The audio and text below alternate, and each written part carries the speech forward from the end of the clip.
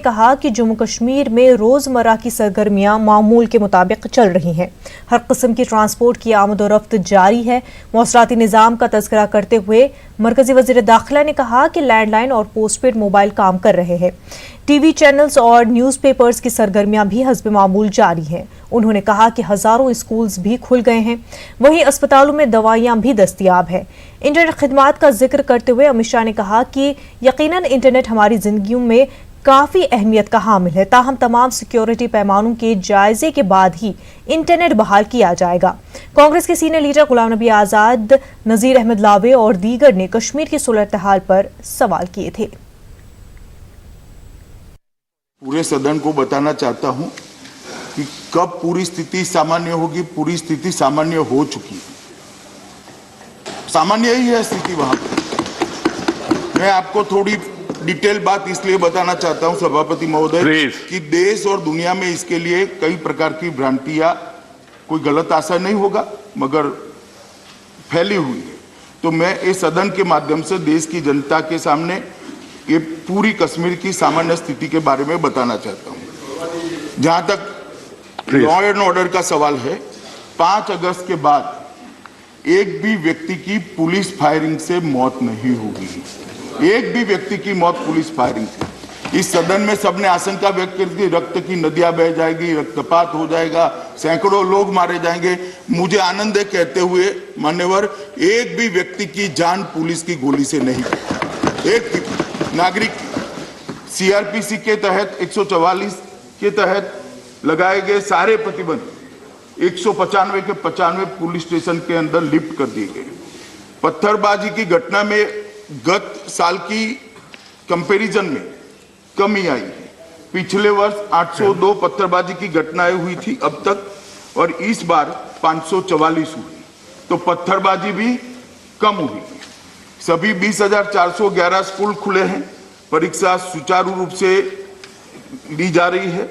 11वीं कक्षा के 50,537 विद्यार्थियों ने में से 50,272 मतलब 99.48% ने परीक्षा दिया है, और 10वीं और 12वीं कक्षा के 99.7% विद्यार्थियों ने एग्जाम दिया है। तो इंग्लिश के सभी अखबार, सभी टीवी चैनल चालू है। उनका सर्कुलेशन लास्ट ईयर्स के अनुकूल ही है, मतलब सभी प्रेस मीडिया काम कर रहा है। मानव दवाइयों की उपलब्धता पर्याप्त है और कहीं पर कोई तकलीफ नहीं है।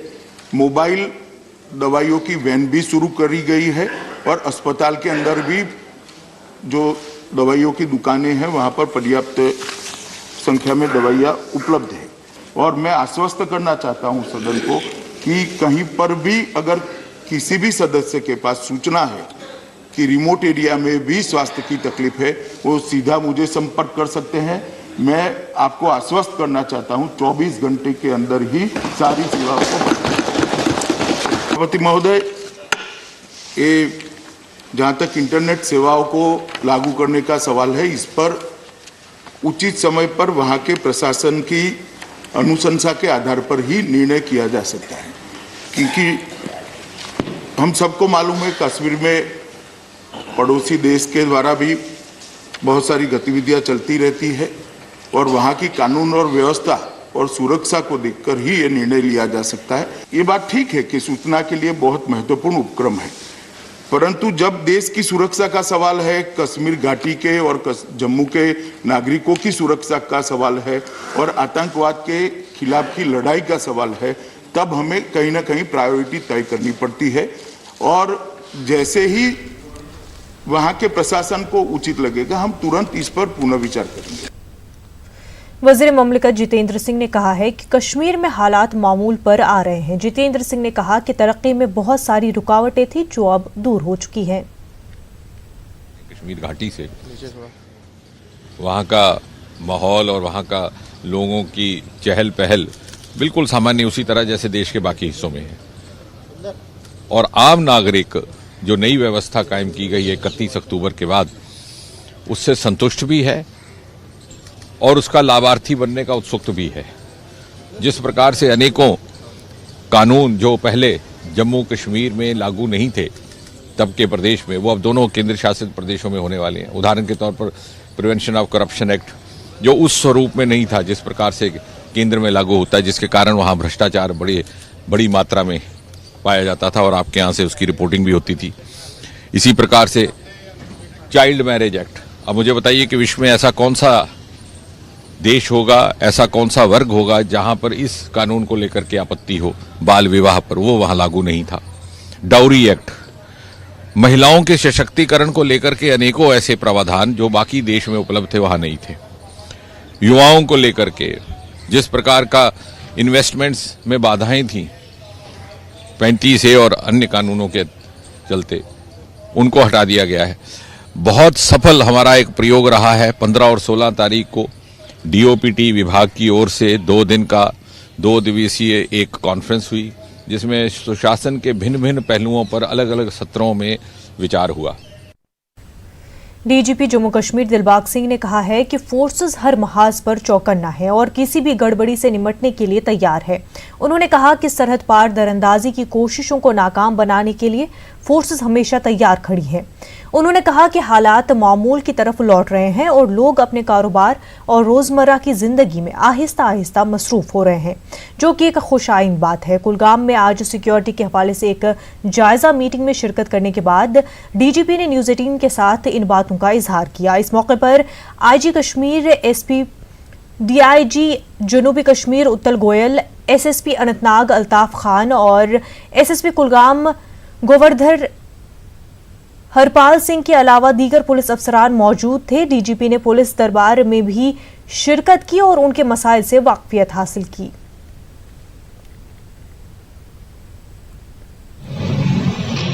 देखिए, दरअंदाजी तो पाकिस्तान की साजिश और उनकी जो नापाक इरादे उसके तहत इस तरह की गतिविधियां तो पहले से ज़्यादा करी उन्होंने। इसके साथ उन्होंने ये भी करा कि जहां पर जो सीजफायर वायलेशन है, जगह जगह आर पार जो गोला बारूद जो चलाते हैं जिसमें सिविल लोगों को नुकसान पहुंचाते हैं, वो भी हुआ। मगर हमारे जो बॉर्डर के ऊपर ग्रिड है वो बड़ी स्ट्रांग है और बहुत हद तक इस चैलेंज को भी अच्छे से हैंडल किया गया। सिचुएशन बहुत हद तक बेहतर हो चुकी है। अभी अगर आप सिटीज की और रूरल एरिया की बात करें तो दुकानें सब जगह पे खुल गई, ट्रैफिक सब जगह पे बड़े अच्छे से चल रही है। प्राइवेट ट्रैफिक, कमर्शियल ट्रैफिक और अदर इतनी ट्रैफिक चल रही है कि जगह जगह पर जाम लग रहे हैं। इसके साथ सिचुएशन जो है लॉ एंड ऑर्डर के फ्रंट के ऊपर पूरी तरह कंट्रोल में है और किसी भी जगह पे लॉ एंड ऑर्डर की कोई भी वारदात सुनने को नहीं मिल रही है। ये बहुत अच्छी बात है, जिसके लिए हमारे पुलिस और फोर्सेस के लोग जो डिप्लॉयड हैं वो और हमारे अवाम जो है जो हमारा साथ कोऑपरेट करते हैं वो सब इसमें मुबारक के हकदार हैं। डीजीपी ने कहा है कि कातरसू, कुलगाम और जनूबी कश्मीर के मुख्तलिफ इलाकों में हालिया दिनों ड्राइवरों और गैर रियासती मजदूरों के कातिलों की शिनाख्त कर ली गई है और पुलिस वाक़ये में मुलविस अफराद को कैफर किरदार तक पहुंचाने की कोशिश में लगी हुई है। कातिल हैं वो सब जगह पे पहचाने गए हैं और हम लोग ऑपरेशंस लॉन्च कर रहे हैं और तफ्तीश भी हमारी साथ साथ चल रही है और हम लोग उन केसेस को अच्छे से इन्वेस्टिगेट कर रहे हैं और जहां जहां इन्वेस्टिगेशन का ताल्लुक है वो मुकम्मल हो रहा है जल्द ही और साथ ही साथ बाकी कार्रवाई भी जो है जो ज़रूरी है वो की जाएगी।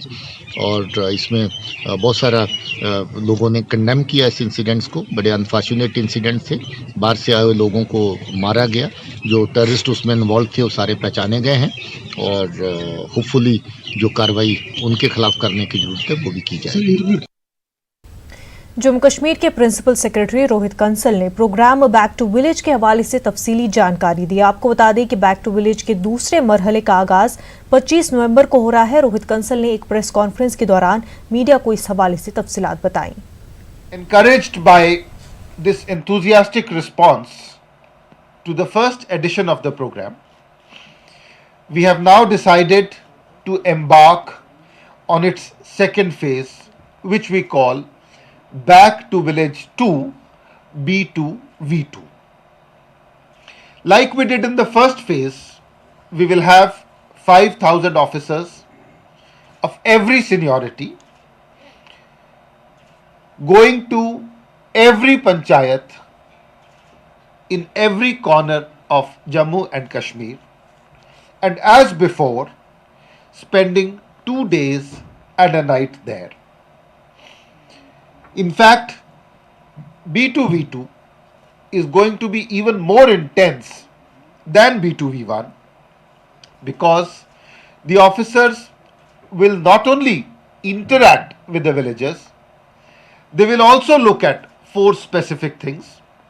1, they will look at the follow-up of B21 program. 2, they will look at empowering and energizing Kashmir में जहां हुकूमत ने सिनेमा को फिर से बहाल करने के लिए हामी भरी है, वहीं सीआरपीएफ ने इस तरह की एक पहल के बाद लगभग 3 दहाइयों के बाद अनंतनाग में सिनेमा को बहाल कर दिया है। इस तरह से शोरज़दा कश्मीर में लोगों के लिए एक तफरीही जरिया फराहम करने की कोशिश की जा रही है, जबकि हालात में बेहतरी की तस्वीर को साफ करने के लिए भी अब सिनेमा की मुकम्मल बहाली की कोशिशें की जा रही है। पेश है मुदस्सिर कादरी की खास रिपोर्ट।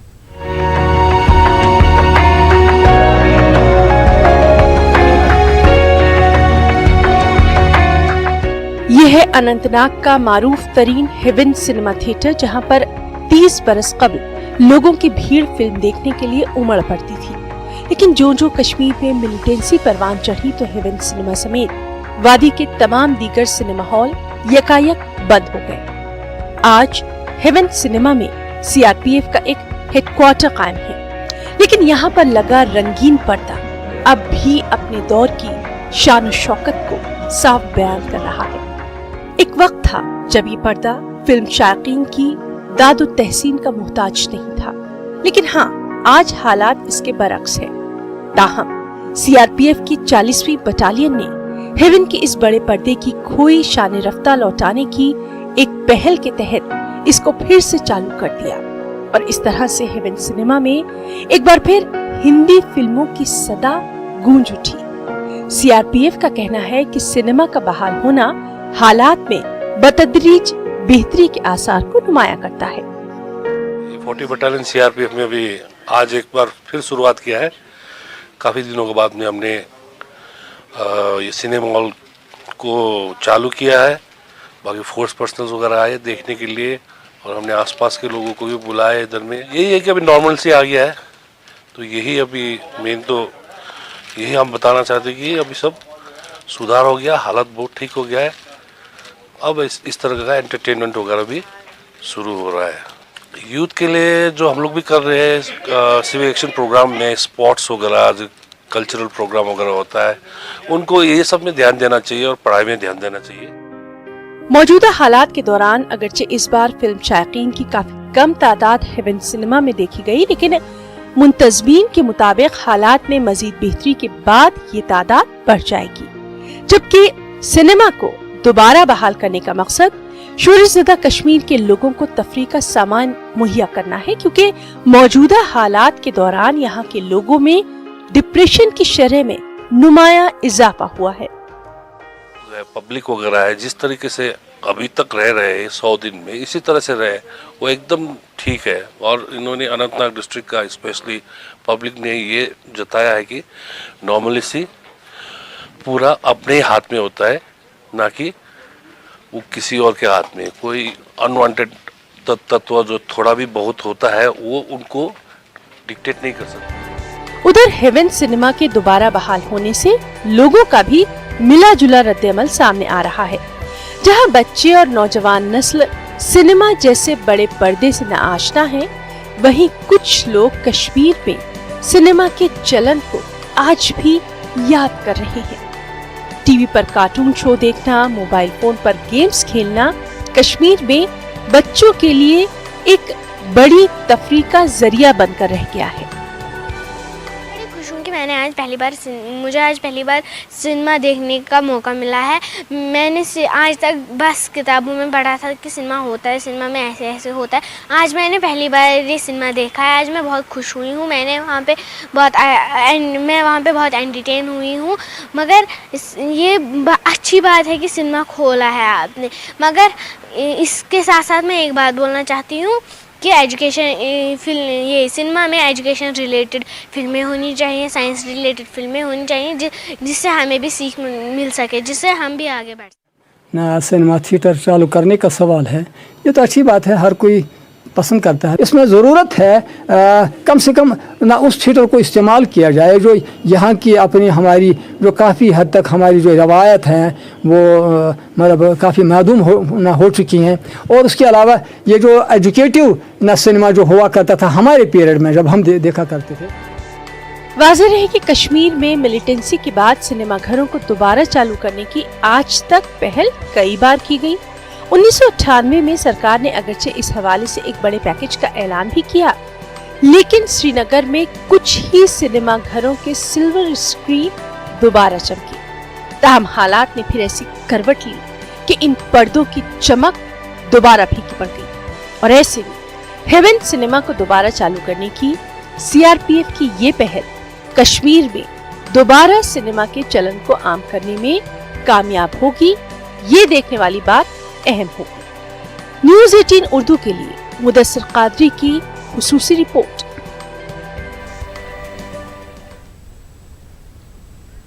छोटा सा बस्ता पटरी पर आ रही है। श्रीनगर के बाजार सुबह से ही खुले रहे, वहीं सड़कों पर निजी गाड़ियों की आवाजाही देखी गई। वहीं हर गुजरते दिन के साथ पब्लिक ट्रांसपोर्ट सड़कों पर चलता नजर आ रहा है। लोग बाजारों में जरूरियात जिंदगी का सामान खरीदते नजर आए। अगरचे श्रीनगर के तकरीबन तमाम मकामात से बंदिशें हटा दी गई हैं, ताहम दफा 144 अभी भी नाफिज है। श्रीनगर के कई इलाकों में पुलिस और फोर्सेस की तैनाती बदस्तूर जारी है।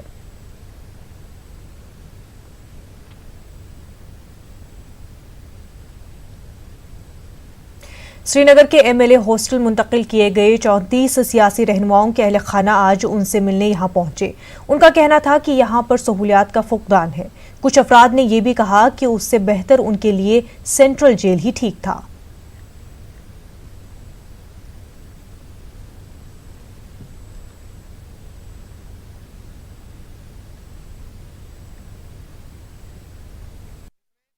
जम्मू कश्मीर से दफ़ा 370 हटाने के साथ ही सभी सियासी रहनुमाओं को श्रीनगर के सेंट्रल होटल में नज़रबंद किया गया था और वहीं चंद रोज़ कबल उन्हें यहाँ मुंतकिल किया गया। और आज यहाँ पे आप देख सकते हैं कि यहाँ पे अपने अपने जो लोगों से मिलने के लिए आ रहे हैं। हमने कोशिश की कि यहाँ पे हम इनके रिश्तेदारों से बात करें और उनसे उनका हाल जानने की कोशिश करें। मैं अपने वालिद साहब से मिलने आया था जी। तो कैसी उनकी हालत है और क्या कुछ बातें हुई? देखिए, मैंने पहले भी बोला, सब लोगों से कहा जेल वर्ड सफिशिएंट है। आपको तो पता है जेल में क्या होता है। देखिए, ये कोई क्रिमिनल्स नहीं है, ये पॉलिटिकल लीडर्स हैं जो स्टेट ऑफ जे.एंड.के को एक ज़माने में चला रहे थे।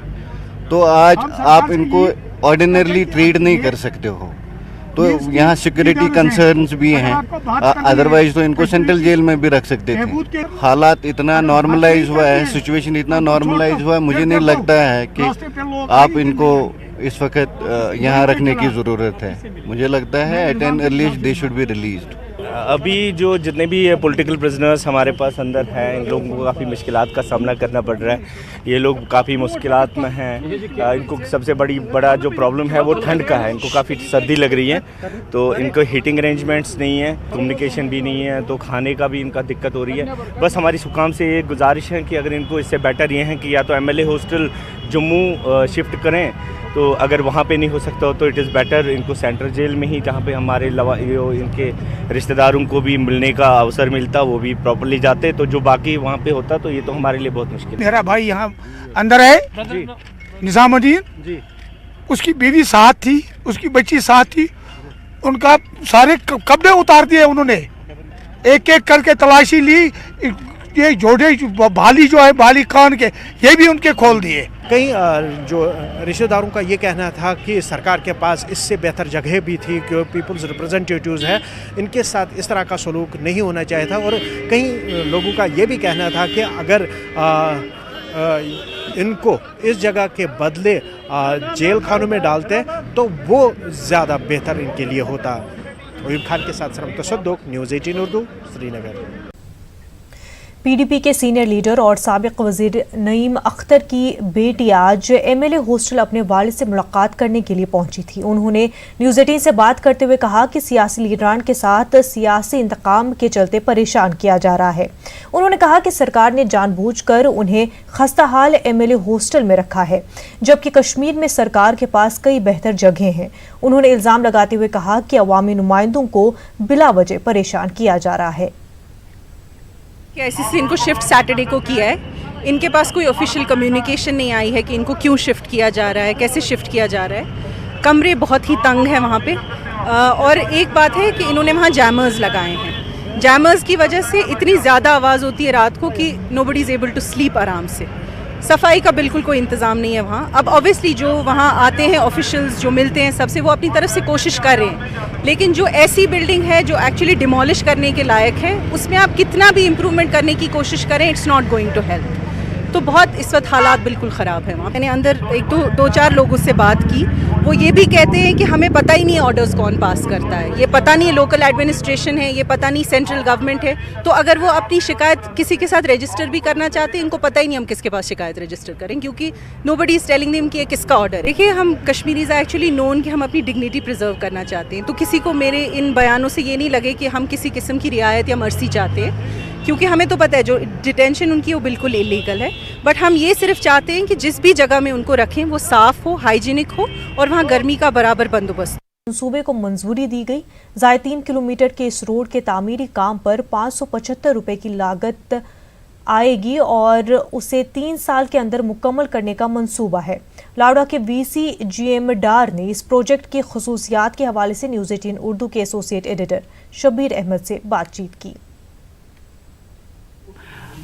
फोर शोर बन रहा है, क्यों, इसका क्या मकसद है? सबसे बड़ा अहम रोल इस वेस्टर्न फोर शोर रोड का ये रहेगा, जिस तरह आपने देखा होगा कि ईस्टर्न साइड में और नॉर्दर्न साइड में हमारा जो फोर शोर है, उस वजह से एक तो जिरेडल की जो उसकी शान है, उसकी जो है उसका जो मंजर कशी है उसमें एक इजाफा हुआ है। और उसके साथ साथ में जब आप अपने एरियाज को डेलिनेट करते हैं, उसमें फिर एनक्रोचमेंट्स का जो है खदशा बहुत कम रहता है।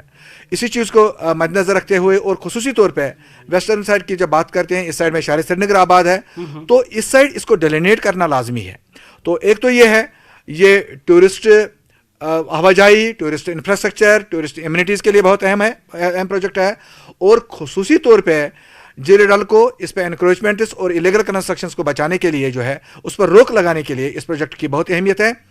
इस प्रोजेक्ट जो मैंने अर्ज किया, ये 3.2 किलोमीटर के फैसले पे कायम होगा और इसमें जो तखमीनन जो खर्चा आएगा वो करीबन 650 करोड़ के आसपास जो है खर्चा आएगा।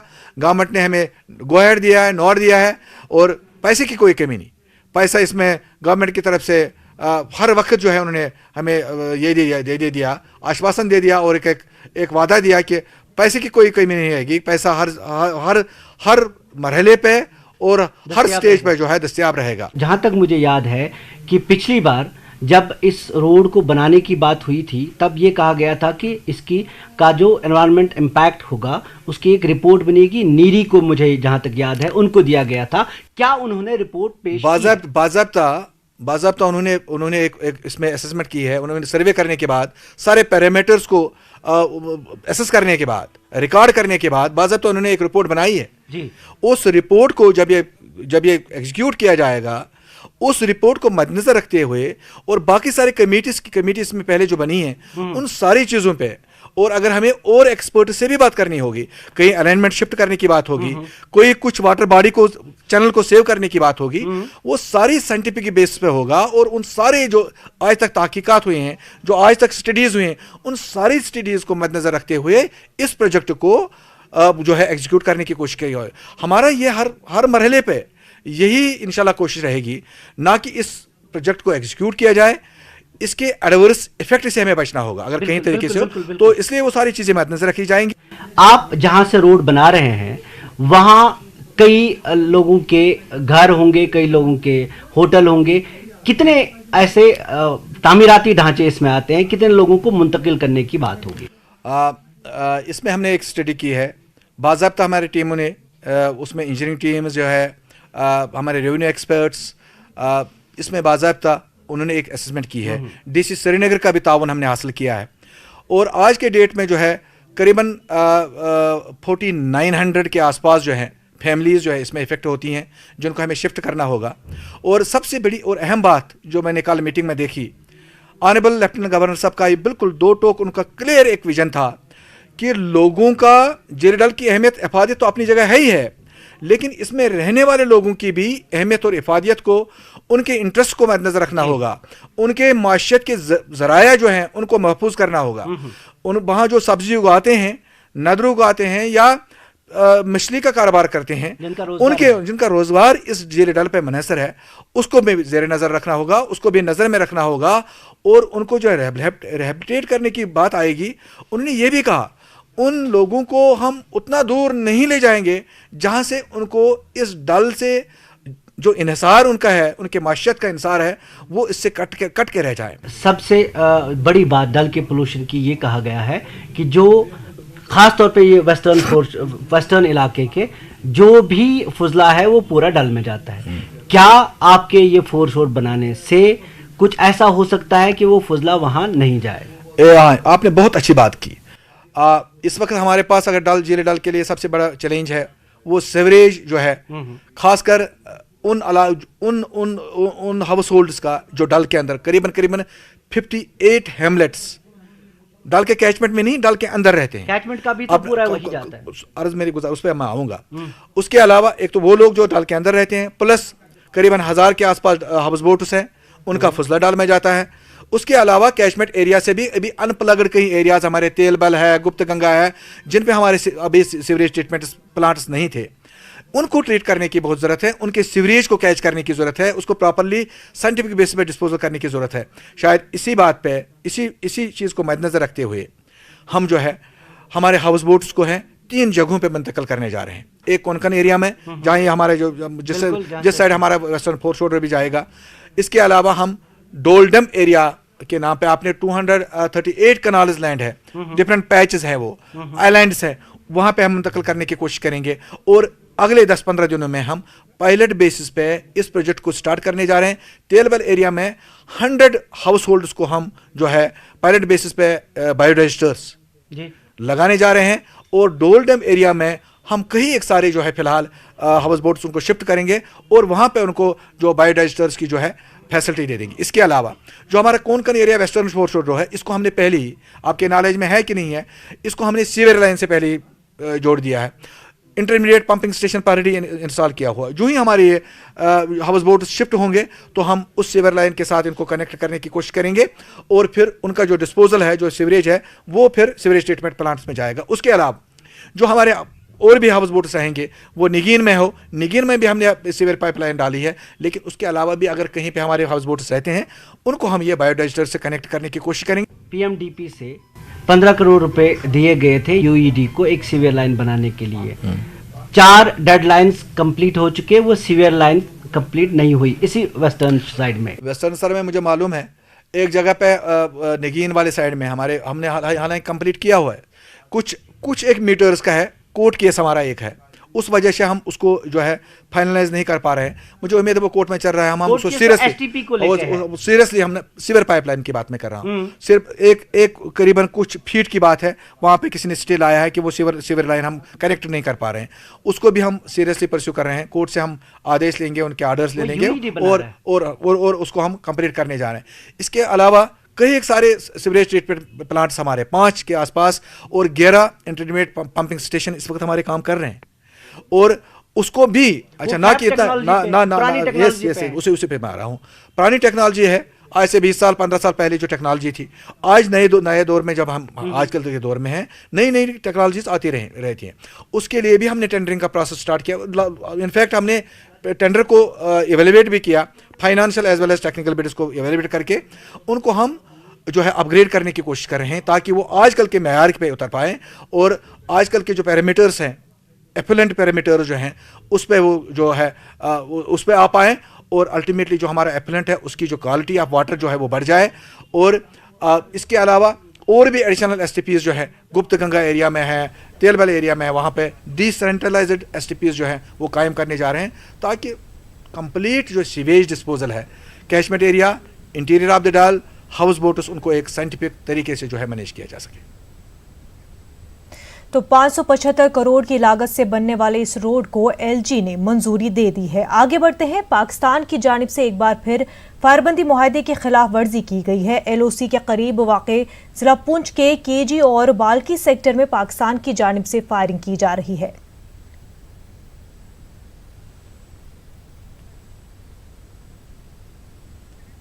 जम्मू में इन दिनों साबिक वुज़रा और सियासी लीडरान की जानिब से सरकारी रिहाइश गाहें खाली करने का काम जोरों शोर से जारी है।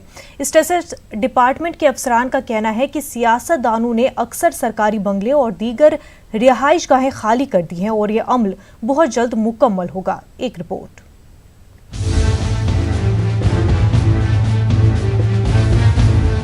ये तालाबंद बंगले जम्मू कश्मीर की गुज़िश्ता हुकूमत की जानिब से काबीनी वुज़रा और सीनियर सियासतदानों को अलॉट किए गए थे और अब जबकि जम्मू कश्मीर में कोई जमहूरी तर्ज हुकूमत नहीं और न ही कोई चुनिंदा वजीर है, इसलिए इन साबिक वुज़रा और सियासतदानों को सरकारी रिहाइश गाहें खाली करने को कहा गया है।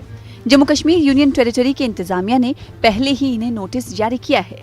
इनमें कई अफराद ये बंगले खाली कर चुके हैं और ये अमल अभी लगातार जारी है।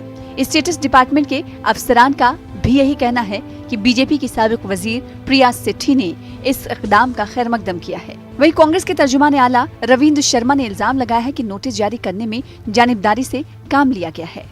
देखिए, अपना अपना नज़रिया है। मेरा नज़रिया यही है कि आपको जो अकोमोडेशंस मिलती हैं या जो आपको सहूलतें मिलती हैं वो किसी पर्पज़ के लिए मिलती हैं।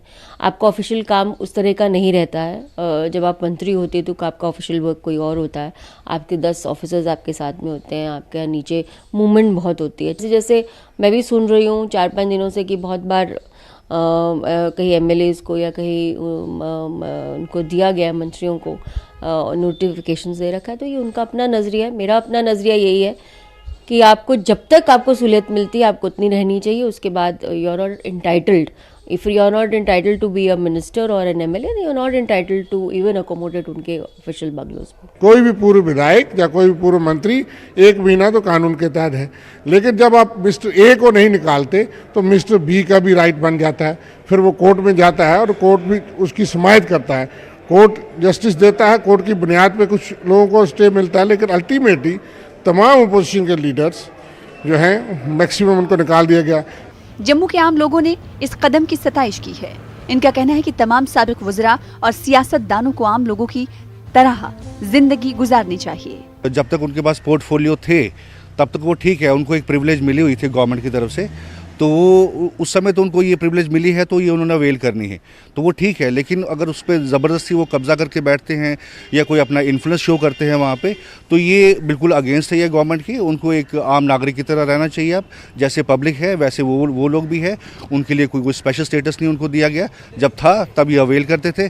जैसे ये अब ये तो आम आदमी की तरह ही रहे हैं हमारी तरह, ना ही कोई एमएलए है ना ही कोई मिनिस्टर रहे हैं।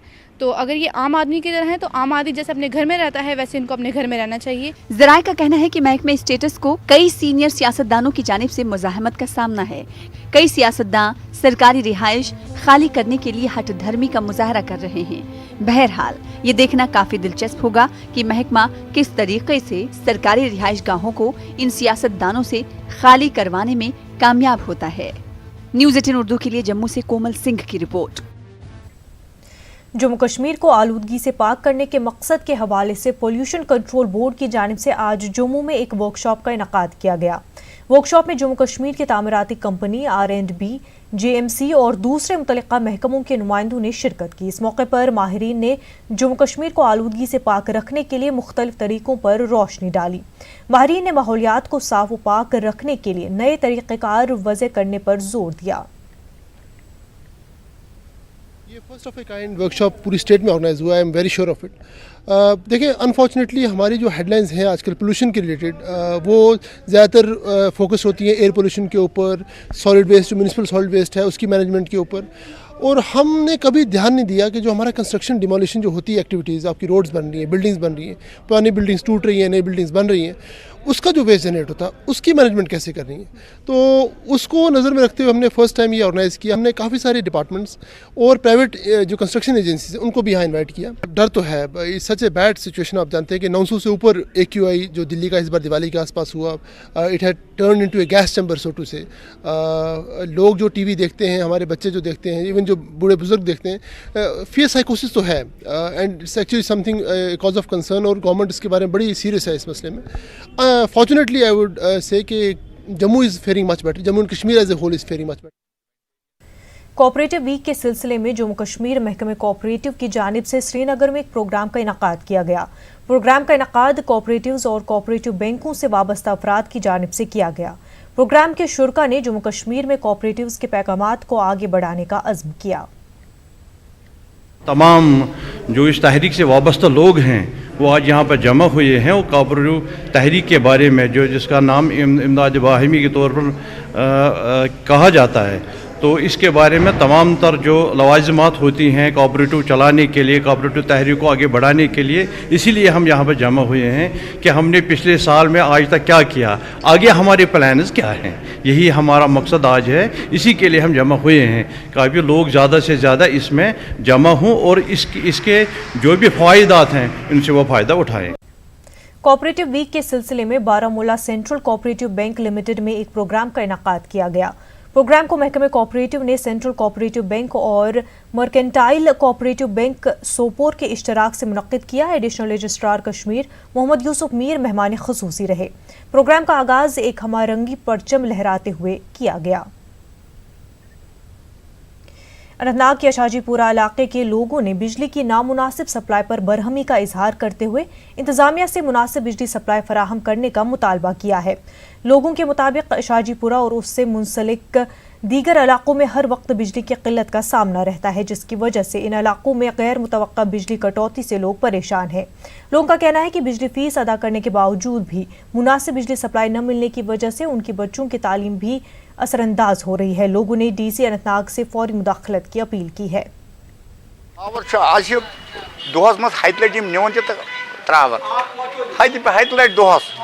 रात बिल्कुल शाम बत नमाज पढ़ टोटली थान पावर कहें यूत काल तौर ग वफद हेत तुत काल मानान कह पे दबाव कहें पावर आसनी और गन अक दह तम दह त्रावन सरसी कदलस तम पावर शुरस कहें सट कर पावर मूजूब नमाज पढ़ने ग बाखुदा खोजन अपर कोचो पे सड़क ती सोरी अवंतीपुरा के शालटकना गांव में कल एक मिट्टी का तोदा गिर जाने से गुलाम हसन डार का रिहायशी मकान जमीन बोस हो गया। हादसे में मकान मालिक गुलाम हसन डार मौके पर ही लुक़्मा अजल बन गया, तो वहीं बाकी अफराद खाना मौज़ाती तौर पर बच निकले। हादसे में लाखों रुपए की मालियत का सामान और सेब से भरी 2500 पेटियां तबाह हो गईं। इस सिलसिले में मकामी लोगों ने हुकाम से अपील की है कि इलाके में मौजूद मिट्टी के पहाड़ के लिए बांध तामीर किया जाए ताकि आने वाले वक्त में ऐसे हादसा पेश न आए। अचानक ना बाल वसित नागहनी आफत गई, बाल आव सालिम वसित यम सत गरस मज रूद कहीं ये सहलाब खसान।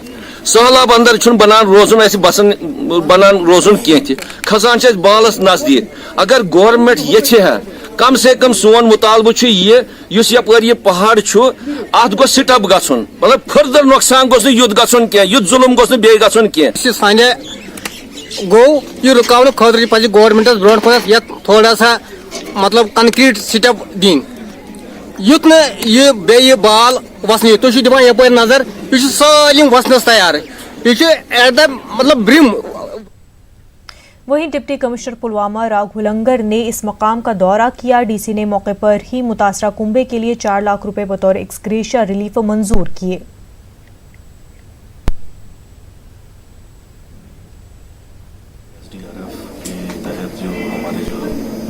उसमें एक्सग्रेशिया रिलीफ 4 लाख का अफेक्टेड फैमिली को दिया है और मकान चूँकि पक्का मकान था तो उसका भी 91,500 जो एज पर SDRF नॉर्म्स उसका चेक भी थ्रू तहसीलदार मुहैया कराया गया है। साथ में वहाँ पर जो 2-3 और मकान जो बिल्कुल वहाँ पे थोड़ी खड़ी चट्टान है उसके साथ जो खड़े हुए हैं वहाँ पे फिलहाल फैमिलीज को वहाँ पे खाली करा के सुरक्षित सेफर लोकेशंस पर हम लोगों ने शिफ्ट करवा दिया। बांडीपुरा गुरेज सड़क तकरीबन 2 हफ्तों तक बंद रहने के बाद आज दोबारा खोल दी गई, जबकि फजाई सर्विस के जरिए भी दर्जनों दरमांदा मुसाफिरों को अपनी अपनी मंजिलों पर पहुंचाया गया। इसके अलावा गुरेज अस्पताल से भी 3 मरीजों को इलाज के लिए श्रीनगर मुंतकिल किया गया।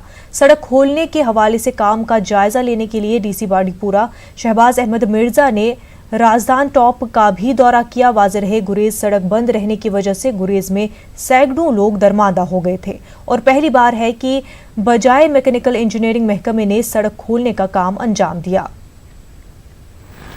बीआरओ को मैंडेट नहीं मिला था विंटर स्नो क्लियरेंस का गुरेज बांडीपुरा रोड पर, उसकी वजह से हमने मैकेनिकल डिपार्टमेंट को पहली दफ़ा ये काम दिया था। तो उन्होंने काफ़ी एफर्ट्स लगाए, उसमें पहली दफ़ा कर रहे थे, काफ़ी टफ एरिया था, लेकिन कल शाम उन्होंने रोड थ्रू कर दी तो आज उस पर गाड़ियाँ चलना शुरू हो गई हैं। तो अब दूसरी खुशाइन बात यह भी है कि लेफ्टिनेंट गवर्नर साहब ने परसों एक रिव्यू लिया था, उसमें बीआरओ के ऑफिसर भी थे, तो वहाँ मैंने इशू रेज़ किया था, तो उनको भी डायरेक्शन गई थी। तो कल उन्होंने अपनी मशीनरी भी मोबिलाइज़ किया, तो इंशाल्लाह अब इसके बाद अगर फ्यूचर में जब बर्फ़ पड़ेगी तो विंटर क्लियरेंस जो है वो बीआरओ भी करेगी। वो बेटर इक्विप्ड हैं, उनके पास लॉजिस्टिक अच्छे हैं, तो वो इससे भी बेहतर तरीके से और जल्दी रोड को खोल लिया। बीजेपी लीडर मीर हमीदुल्लाह गुरेजी ने बांडीपुरा गुरेज सड़क खोलने पर इंतजामिया का शुक्रिया अदा किया। उन्होंने गुरेज के लिए रोजाना बुनियादों पर फजाई सर्विस शुरू करने की अपील की है। जो विंटर है इसमें कम्प्लीटली ये रहे, चॉपर सर्विस आर्मी का भी रहे, कॉन ऑन सिविल चॉपर जो है। दूसरी बड़ी बात है, प्राइम मिनिस्टर साहब ने टेकअप किया है हमारी एक मैटर जो तिलेल को जियो कम्युनिकेशन BSNL वगैरह, उसमें जियो वालों ने मेरे साथ रब्ता किया।